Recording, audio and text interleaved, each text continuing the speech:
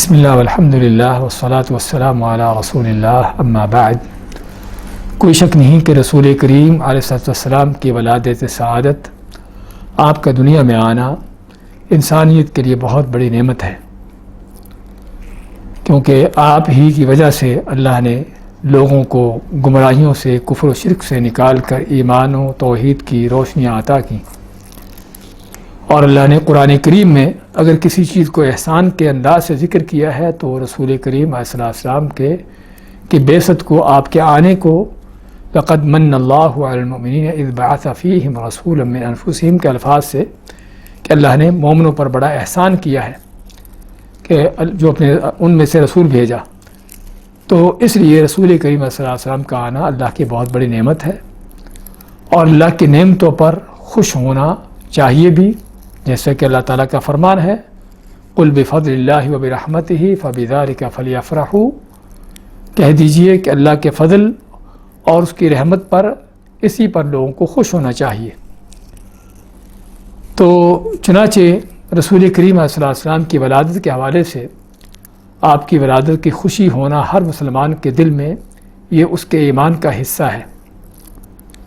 کہ آپ کی بعثت ہونا، آپ کی اس سے پہلے ولادت، کوئی شک نہیں کہ مسلمان کے لیے بہت بڑا خوشی ہے، خوشی کا موقع ہے۔ لیکن اس خوشی کو کیسے منانا ہے، ہاں یہ وہ اہم بات ہے جو ہمیں سمجھنے کی ضرورت ہے۔ اگر تو ہم سمجھتے ہیں کہ ہم اللہ اس کے رسول کے احکام کے پابند ہیں، تو پھر ہماری خوشی اور غمی بھی اللہ اس کے رسول کے حکم کے مطابق ہوگی۔ اور اگر ہم کہیں کہ ہم آزاد ہیں، اپنی فکر کے لحاظ سے، اپنی سوچ کے اعتبار سے کسی رب کے، کسی رسول کے پابند نہیں ہیں، تو پھر آدمی جیسے چاہے خوشیاں منائے اور جیسے چاہے بھنگڑے ڈالے اور ناچ گانے کرے۔ تو چنانچہ یہ آیت جو ہم نے پڑھی ہے، قل بفضل اللہ وبرحمتہ فبذلک فلیفرحوا، سورہ یونس کی آیت، یہ نبی کریم صلی اللہ علیہ وسلم کے اوپر ہی نازل ہوئی تھی، اور آپ نے ہی یہ صحابہ کرام کو سکھائی اور پڑھائی۔ تو یہاں سوال یہ پیدا ہوتا ہے کہ جس رسول کریم علیہ السلام کی ولادت کی اتنی بڑی خوشی ہے اور ہر مسلمان کو ہونی چاہیے، تو کیا آپ صلی اللہ علیہ وسلم نے اس آیت کے مطابق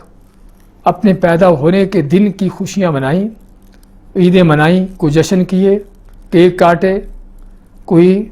اور اس طرح کے پروگرام کیے؟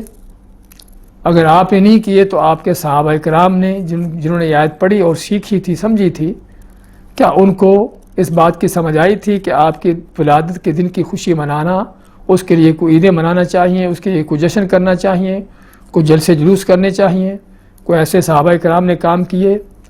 اگر نہیں کیے تو سوال یہ پیدا ہوتا ہے کہ اللہ کے نبی صلی اللہ علیہ وسلم کو اس آیت کا معنی سمجھ نہیں آیا تھا؟ کیا صحابہ کرام کو اس آیت کی سمجھ نہیں آئی تھی کہ جو آج کے بعد ہمارے لوگوں کو سمجھ آ رہی ہے؟ ہاں، اس بات کو ذرا سمجھنے کی، سوچنے کی ضرورت ہے، کیونکہ ہمارے ہاں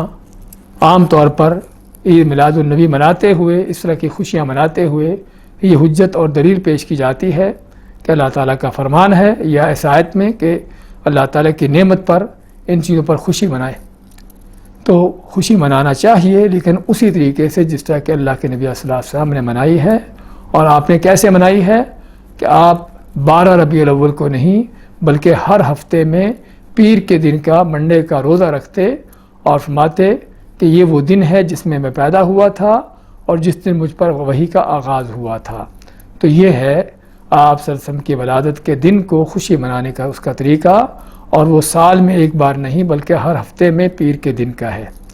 بارک اللہ فیکم وجزاکم اللہ خیر، وصلی اللہ وسلم علی نبینا محمد۔